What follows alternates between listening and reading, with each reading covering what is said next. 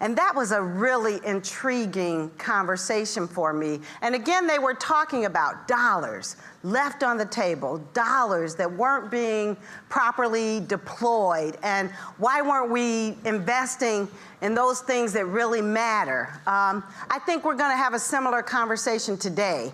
But what you'll see in the report, for example, is the one comment that resonated with me was when they said, you know, we have about $8 billion that goes to the state of Michigan, and it never comes back to the local communities. And they said at least $1 billion of that were dollars that could go into the city of Detroit, for example, but were not coming back to Detroit.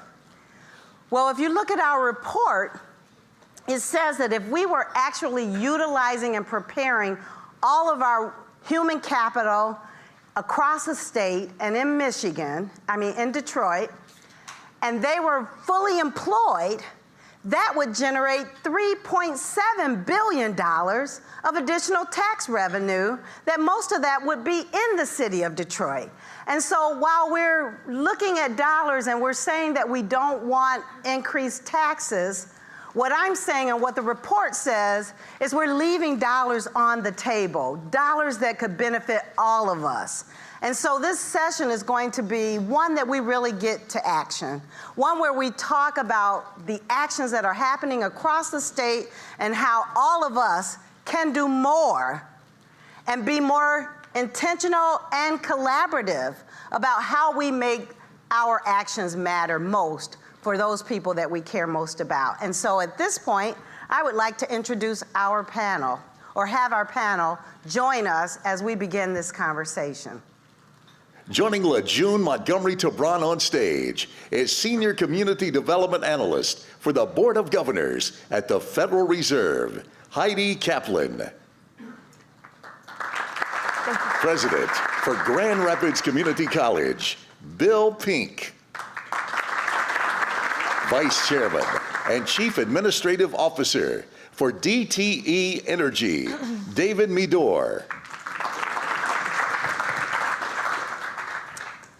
So welcome, everyone. As we have discussed, we really want this session to talk about actions that we've taken, that we're considering, and the way that we are moving forward and really thinking about developing human capital and a better workforce that grows the economy. So I would like to just begin by asking you all, because you're practitioners, you're doing this work, why don't we each first go through, and why don't you talk a little bit about what work you believe has the most potential and work that you think we should all know about as we're thinking about how we might engage. I'll start with Dave, and we'll just go down the line. Well, good afternoon. I'm here really wearing two hats. So as a major employer in Michigan, not only our 10,000 employees, half of whom are going to retire in the next 5 years, also in our supply base, we employ a lot of people. But my second hat is I co-chair the Mayor's Workforce Development Board in Detroit. And as I stepped into that role, I really started to understand what workforce systems are, and in our case, how dysfunctional they can be, where we have, as I describe it on some level, we have a supply side that basically is identifying and training people for jobs, except for not many of those people find their way to work. And on the demand side, we have employers who have large numbers of openings right now, including skilled trades that they can't find people for, and then projected huge numbers of openings in the next 5 years. And the system's disconnected. So we've been working to understand the dysfunctionality of the system and reconnect that. And then also within this system, trying to identify and remove barriers. So an example is we went to start doing this work. We were working on a prison reentry program because hiring returning citizens is a really important initiative. Well, lo and behold, one of the things that I wasn't aware of that we bumped into was 75% of the returning citizens trained for jobs had driver responsibility fees. So we had 350,000 people in Michigan that owed $600 million that couldn't get their driver's license back. But if you're coming out of prison, you don't have a job, you don't have money, how are you going to pay these fees? In Detroit, there were 77,000 people that had these fees on average $1,600. So that's an example of a barrier, and part of the work we're doing in workforce is identify barriers and remove them. So we got legislation passed, and those fees will all be rescinded by October of this year. But that's just one of many, many barriers, and we're just going to have to continue to identify those and kind of take them out of the system one by one as we try to rewire this whole workforce system. Great.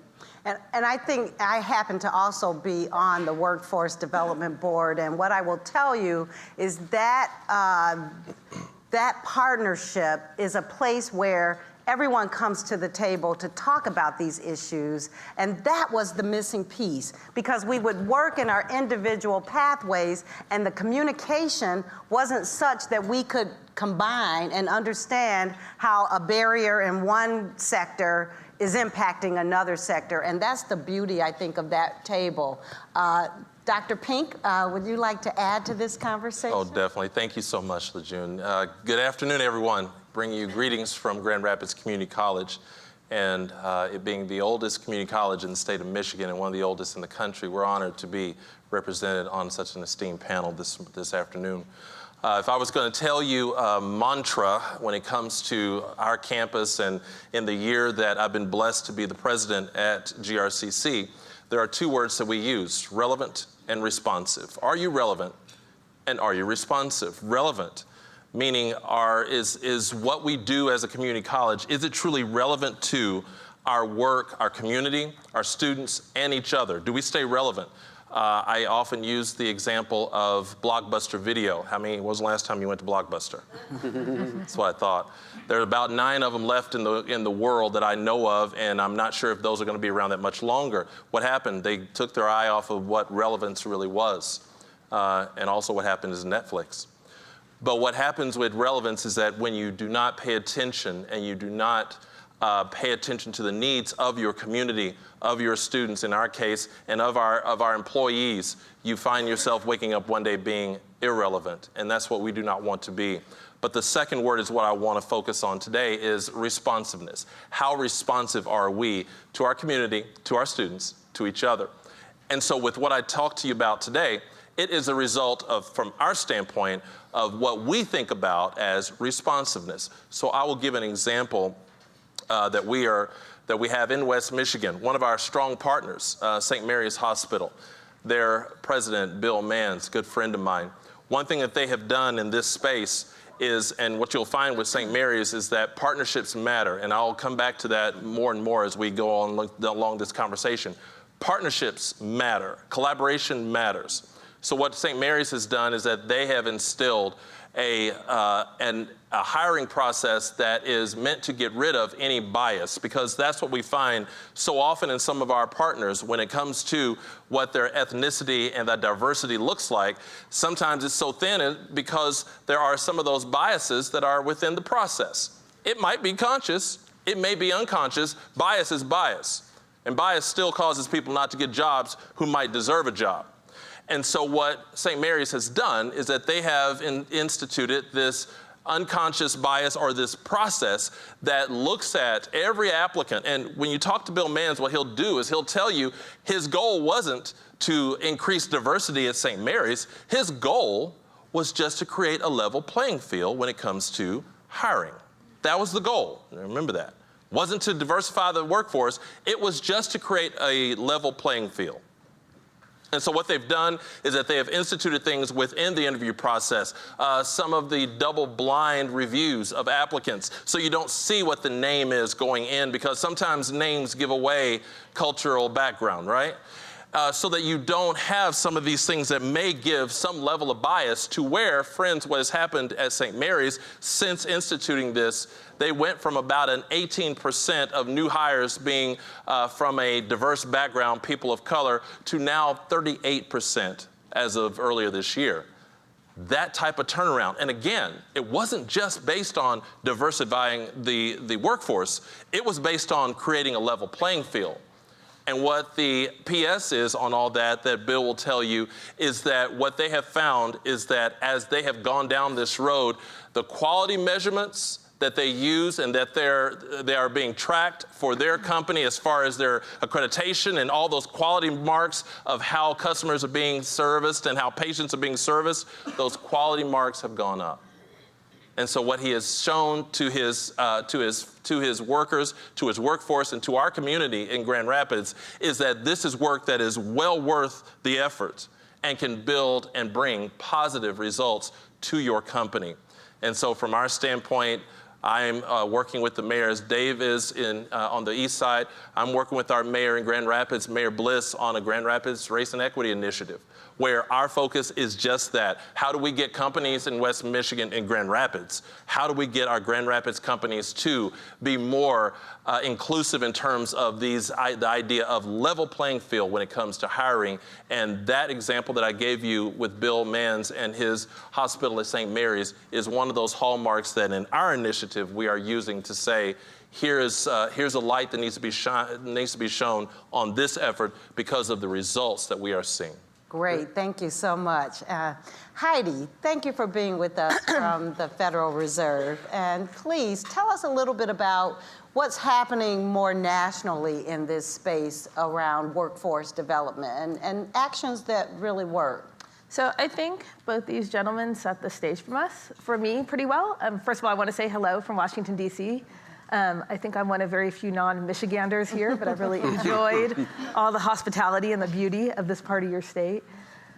The first thing I want to pick up on is Dave mentioned the need to rewire a workforce development system. And I would actually like to say I don't think we ever had a workforce development system. And so what we're trying to do, and to a great deal, is cobble one together.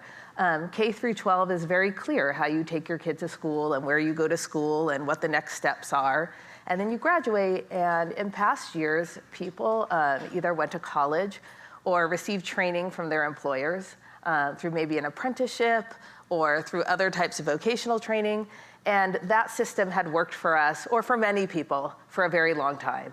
And now there seems to be a great skills mismatch that we're talking about. How do we get people, with all the many options there are out there, with all the different types of universities, whether they're 4 years and for-profits, whether they're vocational schools or 2-year schools, how do people navigate where they need to go, what's worth their dollars, which is often a lot of dollars, and how do employers get in touch with the right school to get the types of skills they need to fill the jobs that they have available. And this, I think, is incredibly complicated. And it's made even more complicated by the fact that funding is very decentralized. So we have a small amount of federal funding that guides some workforce training around the country through WIOA, the Workforce Innovation and Opportunity Act. And then we have some federal funding through Pell Grants, which students can use at a variety of schools. And then, other than that, trainers and students and employers are cobbling together what they have. So I think there's a major need to work on collaboration and to see ways to provide regional collaborations. And I know most cities have worked on that. I think Atlanta right now is doing a particularly good job on trying to coordinate through a new effort called the Metro Atlanta Exchange on a very, very large collaboration for a group that was very, very disparate.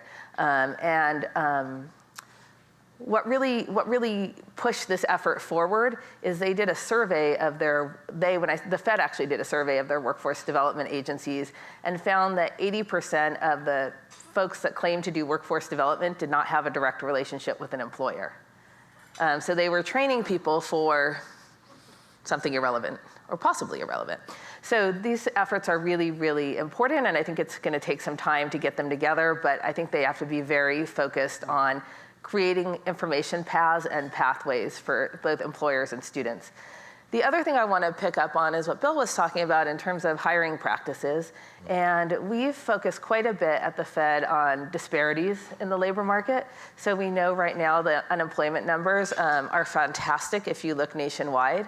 They are not fantastic if you look at some subgroups, particularly ex-felons, people of color, and rural communities.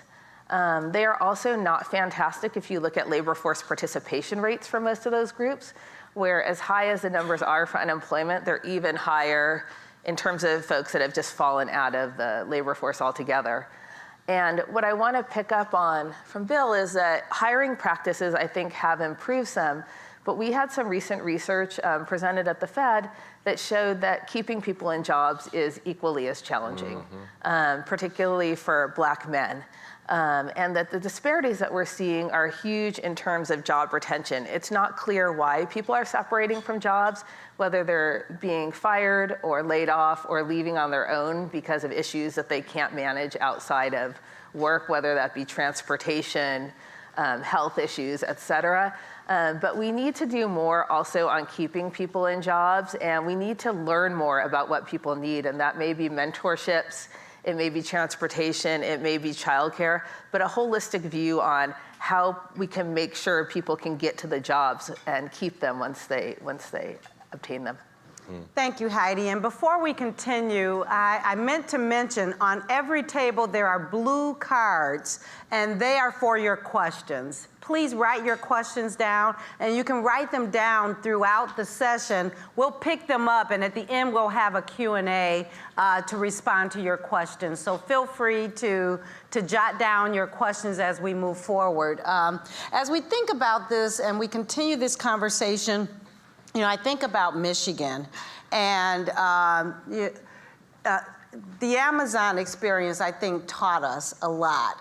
And since then, I've heard many people talk about those kind of two main factors, talent and transportation, right?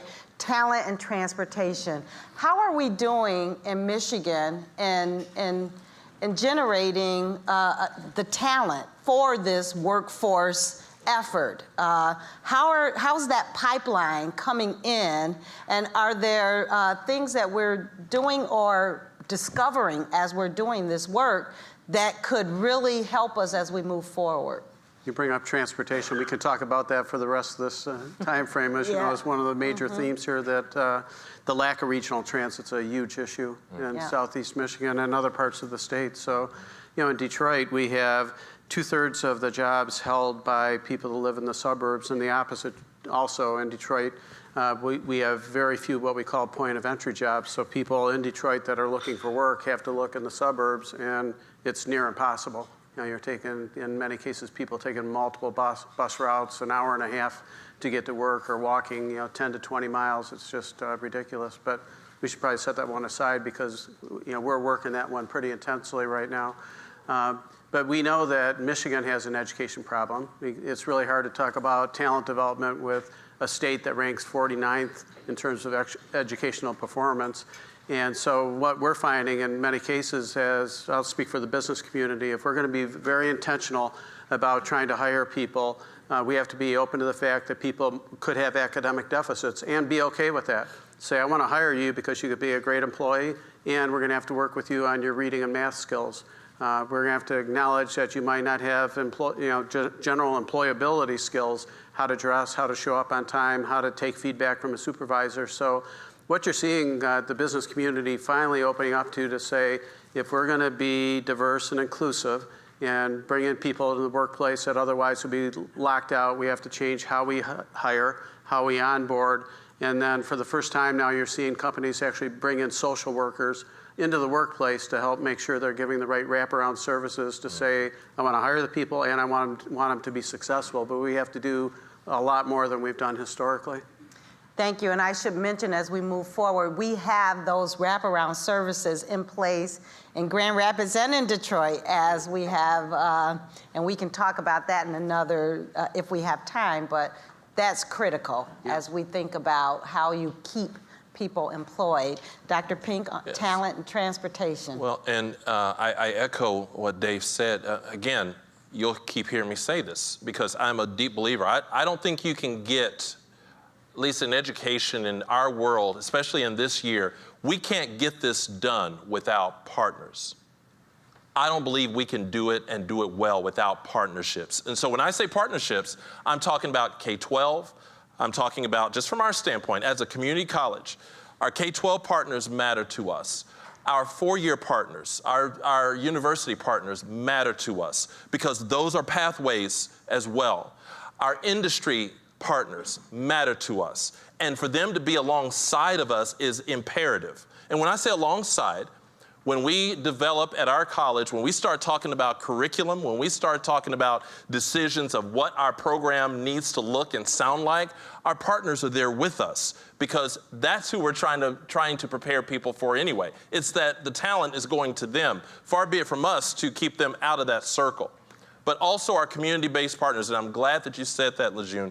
Our community-based partners mean a lot because from a community college standpoint, our wraparound only goes so far around because of what we do. Our community-based partners complete that wraparound because those are some of the partners who can help in Grand Rapids. I think about Hope Network and others who can help with transportation and help get people to and from the job or even to and from their education experience with us. Or also when it comes to our community-based partners, when it comes to our campus, we know, and we see this across the country now, we have students, and when I say students at GRCC, I'm not talking just 18 and 19-year-olds. We're a community college. I'm talking 35, 40-year-olds as well and everything in between. I'm not just talking about 4.0s, I'm talking 0.4s and everything in between. And so what we know is that as our students come to campus, our data shows us that there are food insecurities as well as housing insecurities with many of these people coming to our campus. We have to connect them to those folks who can help get that wraparound so that that becomes less, if not nothing of a barrier. Because you and I both know, if I'm worried about where my next meal is going to come from or where I'm going to sleep tonight, how in the world am I going to learn English?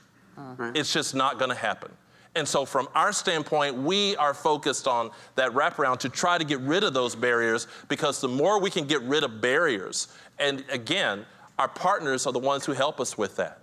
Our partners are the ones who help us in getting in terms of not only getting rid of barriers, but then helping people see those pathways. So I believe in some of our efforts that I can also share a little bit later, I believe what we have seen is that those pipelines can be there if you have enough people at the table nod their heads saying, yeah, we'll help. Great. Heidi, any best practices or any thoughts you have on where we are in Michigan on this issue of talent and transportation? One thing I guess I'd like everyone to think about in terms of workforce is not just training the folks on the very bottom, where a lot of workforce dollars tend to be spent in terms of the people that are unemployed. And I think there's a lot to be said for continuing to upskill people and build that pipeline throughout their career. Somebody once said to me, if we continue to train only the people that are unemployed, there's only a handful of very low-skilled jobs. And it's like having a bucket full of sand and trying to put more sand in it. A couple grains will stick, but a whole bunch will also fall off. So just rotating people in and out of low-skilled jobs. But if we can take some people who are stable in their jobs, even if they started at a very low level, and continue to upskill them, we make more room at the bottom. And we continue to build people's abilities. So the workforce dollars cannot all focus on how to get people from the most desperate situations, because most of those people can manage a low-skill job if the opportunity presented itself. So if we can continue to pull that string up, make more room in that bucket, then we can fill it with more pieces of sand. And I think my advice is really thinking about how we're delivering to people at all different levels of the workforce. I agree with that, and that's, I think everything that we're talking about when you talked about being relentless and also being, I think the other word I use is intentional. So looking for people in those point of entry jobs, but having a line of sight to what's their next job on the stair step and what's the third job and fourth job. So an example for us is, we want to bring people into our apprenticeship program to be overhead lines people. It's a well-paying, very honorable job with overtime. These folks, make $150,000 a year. Thinking about taking someone out of Detroit that we're working on that might, have academic deficits, maybe never worked before, and say you're going to become an apprentice seems like a large step. So what we're doing is the first job is a job we call groundskeeper, where they can actually, work doing property restoration. We work with Greening of Detroit and Goodwill Industries to place people into that job.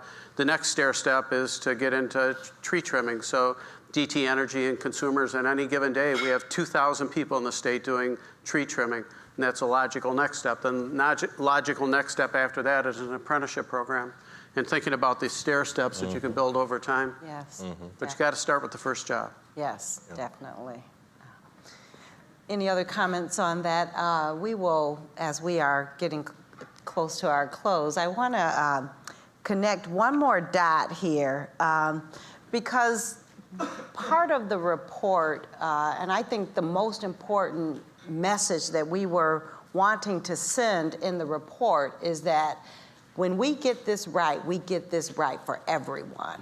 This isn't just an issue dealing with those who are most in need. It is an economic equation that results in benefits for everyone. Mm-hmm. So when we think about how everyone can participate in this process and begin to engage, the report gives lots of practical recommendations around how you can engage in this work. But one of the things that I think is really critical has been the partnerships that have been forming between business and the social sector and that safety net sector. And one thing I like to just talk about in this room is Dave as a business person and Dr. Pink in that social space, and then Heidi either way. What have we learned about how to make those partnerships work? Because we all now know that we need to have these types of partnerships. What we learned at the Kellogg Foundation is we needed to speak a different language, which was another genesis for this report, that we weren't speaking to business people in business language. And so what you'll see in the report is we had it piloted with business people so that it would resonate well. But as you think about the relationships and the partnerships that you're forming, what's some good tips you can give us on how do we engage and partner across these sectors? I could just offer that I think for the business community, in many cases, it's just starting with admitting we don't know how to do things and that we need help, and there's really, really good partners out there that can help us. So I'll speak to another part of the unemployment spectrum, and that's people with disabilities, including people with autism. A lot of companies have said, we want to step into this space. And companies have said that, and then years later said, we still haven't hired anybody because we don't know how to interview, we don't know how to onboard, we don't know how to do this. So, working with partners like the Autism Alliance, Ford Motor Company, and others have started to step into this to understand how do we do peer training, supervisor training, how do we work with our HR systems to be able to help people with disabilities and really bump in, this is another subset of the population that you look at, that we have 90% unemployment. And if the businesses don't rewire how they think about this, and the one way to do that is to partner with people in the community. One thing that I have found, and I think it's something we all realize is, and it's been proven to me time and time again, so one of the strongest ways that you impress someone to continue to come alongside you is by showing them that you used whatever it is that they gave you, whether it be advice, whether it be something that they gave you to help you cook tomorrow night's dinner. If they see that, they want to come back because you're using what they offered to you as suggestion. One of the best things that we do at GRCC, I believe, and in West Michigan, honestly, I believe, we collaborate like nobody's business.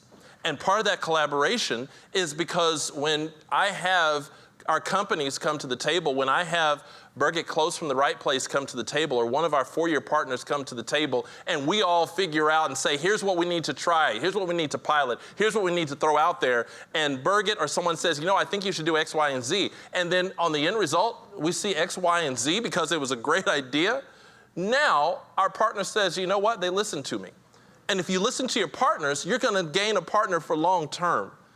And so what we found is that when we have our partners at the table from the very beginning, that is a big key. Instead of assuming we know without them being in the room, we assume that we have no idea because we need them at the table to tell us, whether that be in building a training, whether it be in building a curriculum, whether it be in renovating one of our buildings. We want to have those partners at the table to say, here's what I think that ought to look like. And then as those partnerships grow, to be able to share out, and I think this is key to you when you talk about building partnerships, also at the end, be able to share out and really share out with your partners what the results were of that effort.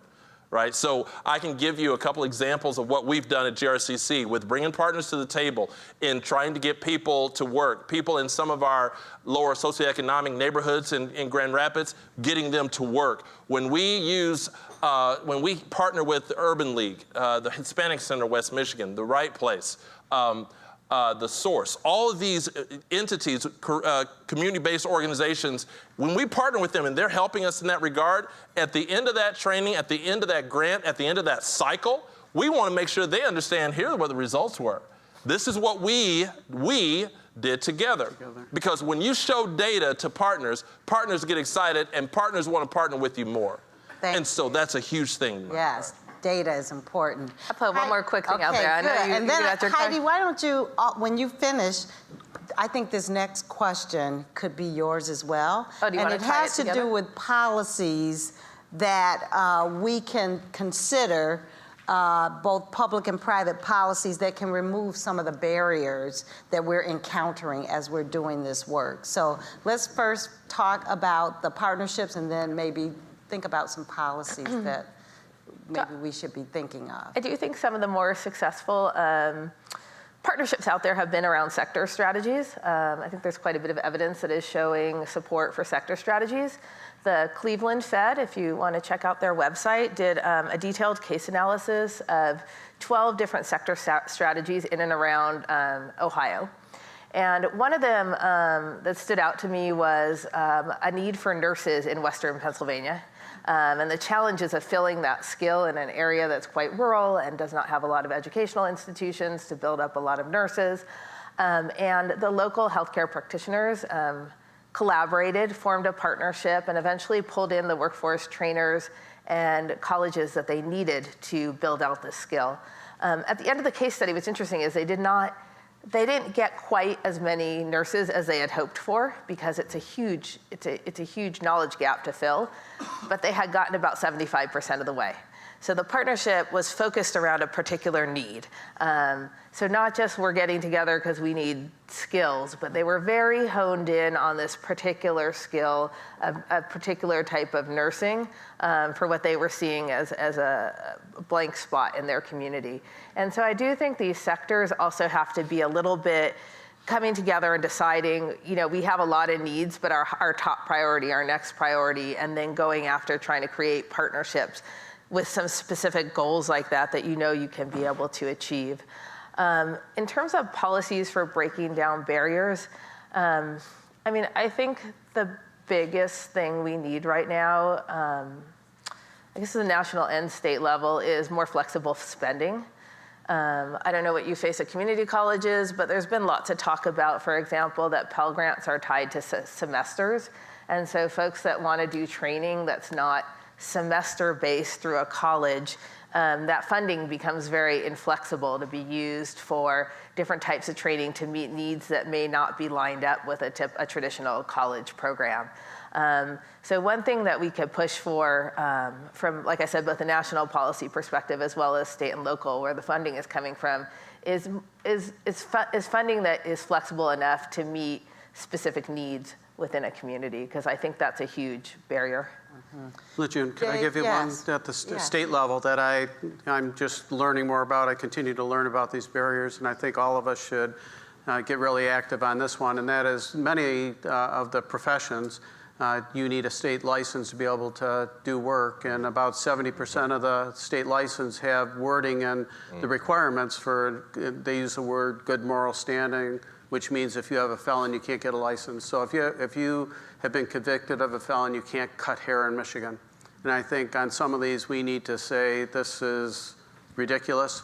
We need to get rid of these rules. We actually have prison training programs that train people that are leaving the prison for jobs they're never going to be able to get because they can't get their license. Right. And they have appeal processes, they say, but I think the easier thing to do would be to look at these administratively. And I talked to the governor this morning, so we really need to go work on this. And if we need to pursue legislation, we should do that. Exactly. It's another example, one of those barriers we just have to peel off. Great. Let me ask, there are a couple questions that are related, and it's interesting because on the one hand, they're asking how child care fits into this equation, early child care, and on the other hand is elderly care. And how are we encountering that spectrum of the needs of our workers and both the needs of parents as well as children? Anyone want to take that? Well, when you talk about just mentioning barriers, one thing that we know from our standpoint in working with some of our communities, transportation, we know things such as transportation, childcare is one of those. When I'm not able to get to work because my child is sick, or I've got the daycare that across town is closed, whatever that be the case, we know from our data, it shows us child care becomes an issue, but not just child care, just even in terms of early childhood education, early childhood development, that we know if we're taking care of business as a state, if we're taking care of business when they're young, there are many things the data shows us that we alleviate and that we avoid as they get older. And so to really say that we value our children, to really say and prove that, I think is a huge question for all of us. But child care and child development matters quite a bit in this regard. Great. There's one last question. What's the role of economic developers in this space? Any examples of how we've engaged the economic developers? And it looks like we are just about out of time. 10 minutes? Okay. I could give a quick answer. Great, thank you. I think there's a big role in economic development, not only increasing the number of jobs, but being very mindful about the jobs we want to bring into Michigan, but then also marrying economic development with workforce development.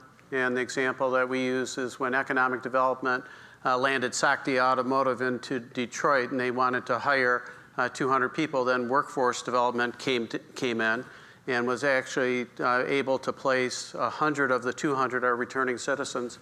And it's an example when you're very, very thoughtful and mindful about this. On one hand, you got to create the jobs. The other hand is let's be mindful of trying to take people who otherwise would not be employed, have multiple barriers to employment, and get them into the jobs with the right wraparound services.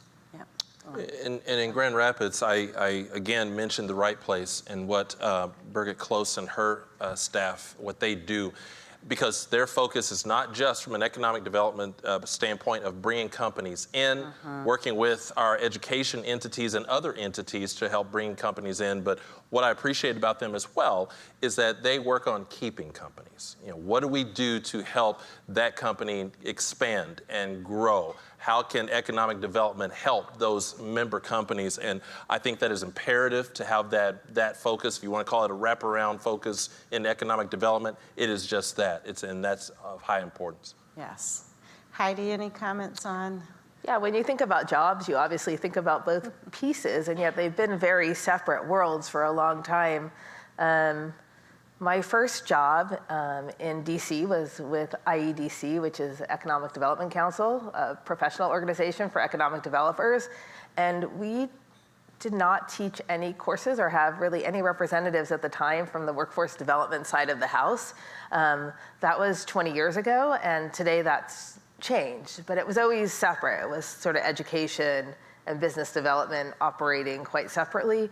And places like IEDC, and I think which has influenced the local level, have tried to start to bring those entities together. I've seen some cities, I think Baltimore in particular, has joined those two in the city. Like those two offices are now combined and working together.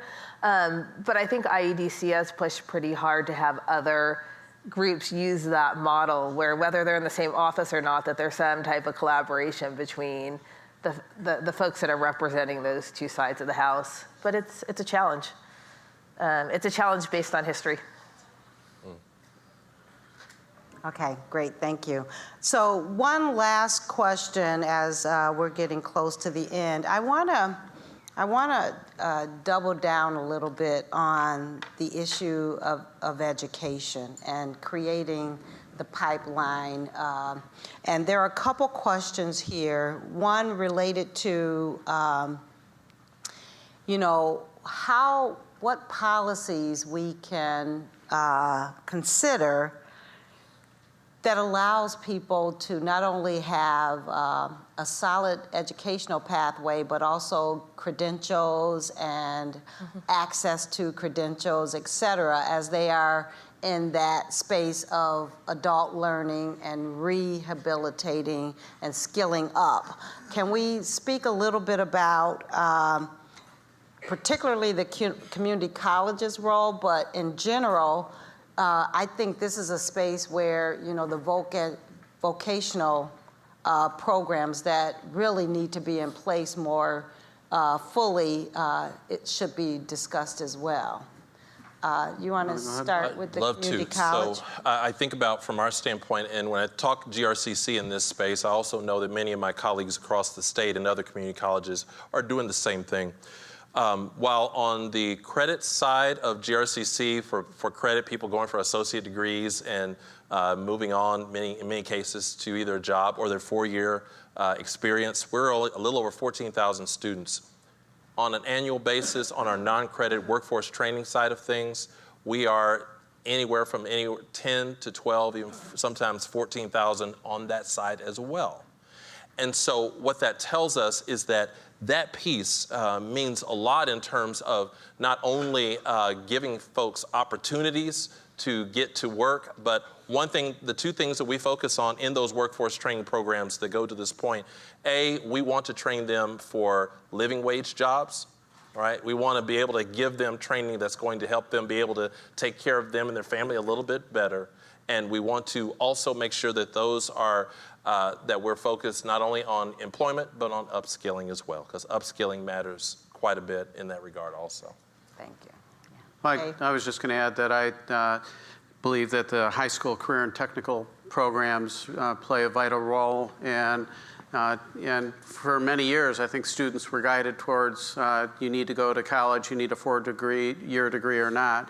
But at the same time, we're sitting there again, this is that disconnect with training and the employment place where today MEDC would say there's 10,000 unfilled skilled trades jobs, and that number's going to grow over the next 5 years because we got so many retirements coming through. And there are high school students that, rightly so, say, I want to work with my hands. I might go to college someday, but I want to be an electrician. I want to be a plumber.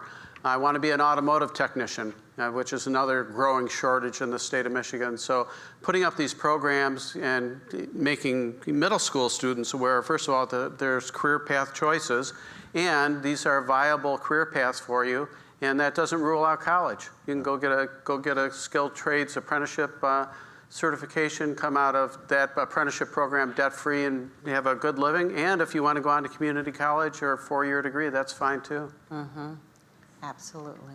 I think vocational programs are really important. I think they've had 2 battles to overcome the last few years. One is a history of tracking and the perception that being tracked into vocational programs was lesser than being college bound. I think that's starting to change as people start weighing the cost of going to college and the types of careers they want, where perhaps they can get a good salary at the other end without the cost of a 4-year university.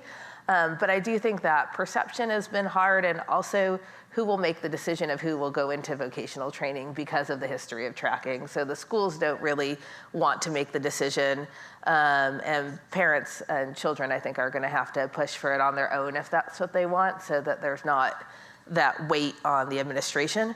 I also think schools have really battled with being asked to do a lot for kids. Everything from teaching health issues to finance issues to all the basics to get into college, and also leaving people job ready. And I think there's a lot of push-pull in high schools in terms of the number of things that these schools are asking to provide to children. That said, I think we have to work through it. I mean, I think we have to actually, I think we owe it to children that they're able to get a job when they leave high school if that's what they want to do, because that's the portion of their education that's completely paid for by living at home. And I think that they should be able to leave school and access a job if that's what they would like to do without having to take out loans or shell out additional cash. So to me personally, I think vocational training is very important in terms of building a pipeline of workers that will not be starting their life with a lot of debt. unless they come from a very wealthy household.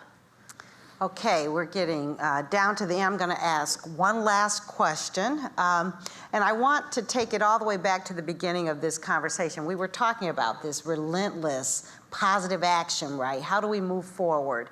And we have been doing some work, as we've heard. But what we want to do moving forward is accelerate the pace of what we're doing. And I think be very intentional about equity, because, you know, the work that we've done so far has led us to, I think, a state where, while there's 3.2% unemployment, that's for 4% unemployment, 3.2% unemployment for whites, 9.1% unemployment for blacks and people of color. And so as we move forward, we of course we want to address this workforce issue, but how can we do it in an equitable way and quickly? Any last thoughts on what we can do quickly to accelerate the work that we're already doing in an equitable way? Any thoughts? I would just offer, from the business perspective, we need more leaders basically establishing really tough goals for their organization to say, this is not negotiable. This is how we're going to hire people, including an example of DT Energy. Between our foundation and what we bring in, we sponsor 1,500 kids in summer youth employment. This year, we said we're going to take 200 positions, and these are going to be for positions of students with multiple barriers to employment. And I know when that goal was first set, the folks in HR and the people that run that gulped and said, I don't know how we're going to do that, but we did it. And we'll do it again. And then we'll ask other business leaders to join us. So I think it really is, the people that are hiring are going to have to take that position and say, this is not optional. This is how we are going to go about hiring people.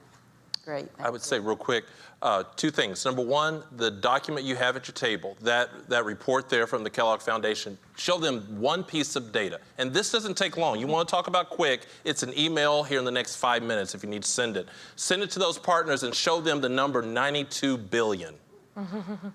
$92 billion is what it means in that report to Michigan if we can get rid of these disparities. So data counts. If everyone believes in data, which I think we do, that's one number you show them, 92 million. And then the other thing you do after that is relentlessly keep calling them saying, we need to get together. We need to get together. Get people together in the room so that you can not only talk about it, but then determine what the action plan is after you talk about it, because there's too much talking going on. I'll stop there. Heidi, last thought? I can't beat that. That was the best. But I think we also, on a lighter note, need mentors out there and people that can provide examples to children that they may not have in front of them of what they really can do. And people only know what they know. So making sure that they know that there's a wider range of possibilities for them than they may have been otherwise exposed to. Yeah. So I'll close by just saying our founder would always say to us, Will Keith Kellogg would always say to us, we know much more than we do. And this is a case where we know a lot. There's a lot of knowledge in the report.